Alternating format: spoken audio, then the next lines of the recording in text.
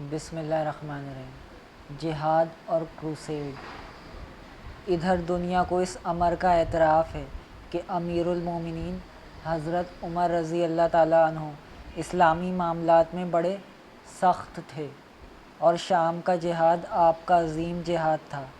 چنانچہ ایلیا کے محاصرے کے وقت آپ بنفس نفیس خود تشریف لے گئے تھے، مگر جب ایلیا پر آپ کا تسلط کامل ہو گیا اور عیسائیوں نے جزیے کی رقم ادا کرنا منظور کر لیا تو تاریخ شاہد ہے کہ کسی ایک متنفس کو نہ تو آپ نے قتل کیا اور نہ ایمان قبول کرنے پر مجبور کیا، اور بہترین اور قابل قبول شرطیں ان کے سامنے پیش کیں، جس کا اعتراف عیسائیوں کے مورخین اور مفسرین کو بھی ہے۔ چنانچہ باب 1 فصل 3 میں پادری تھامس نیوٹن کا اقرار بیان کیا جا چکا ہے۔ اسی طرح مذکورہ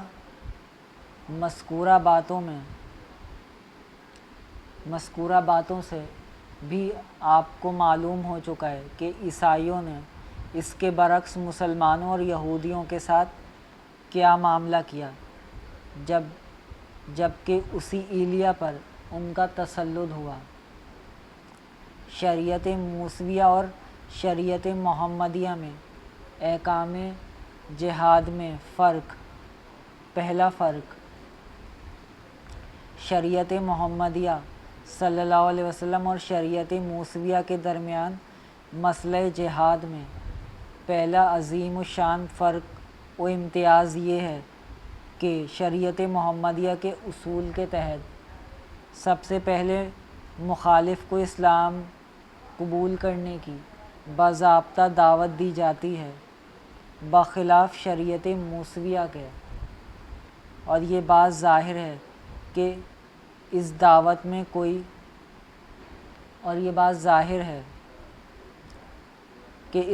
میں کوئی بھی قباحت نہیں، اور ایمان قبول کرنے کے بعد قتل سے رک جانا عین انصاف ہے۔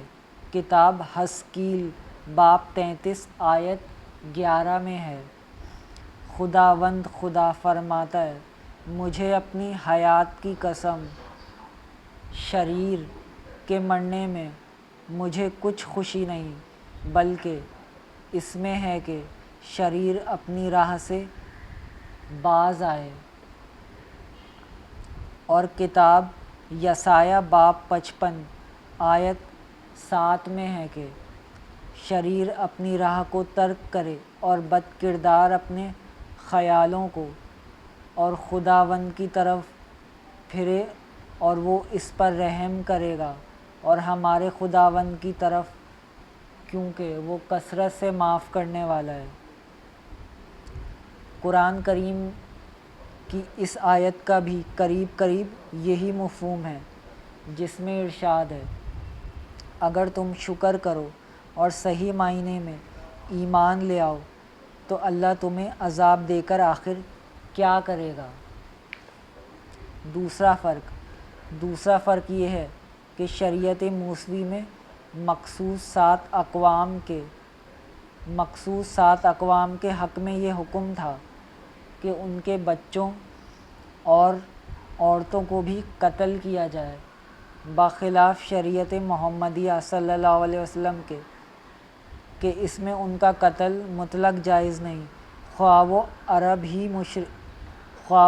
عرب ہی کے مشرک کیوں نہ ہوں۔ جس طرح مخصوص 7 اقوام کے سوا دوسرے لوگوں کے لیے شریعت